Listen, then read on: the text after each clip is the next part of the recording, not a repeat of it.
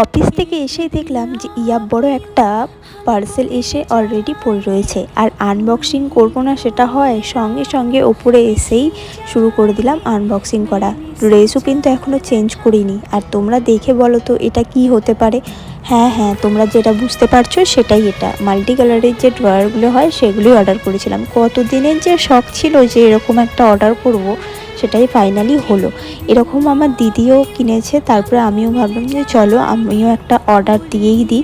আর এখানে যেটা অর্ডার দিয়েছিলাম এটা ঘরে রাখার জন্য নয়, এটা আমাদের ঠাকুর ঘরে রাখার জন্য। ঠাকুর ঘরে বিভিন্ন রকমের আমাদের জিনিস থাকে, যেমন ধূপ বাতি, মধু, ঘি, আরও নানান রকমের জিনিস। প্রত্যেকটাতে আলাদা আলাদাভাবে খুব সুন্দরভাবে সাজিয়ে কিন্তু রাখাও যাবে, তার সাথে অগোছালো ভাবটাও থাকবে না। আমার তো খুব সুন্দর লেগেছে। আমি তো ভেবেও নিয়েছি যে আমার ঘরের জন্য, আমার টুকটাক জিনিস রাখবার জন্য একটা অর্ডার করে দেব। তোমরাই বলো তো যে তোমাদের কেমন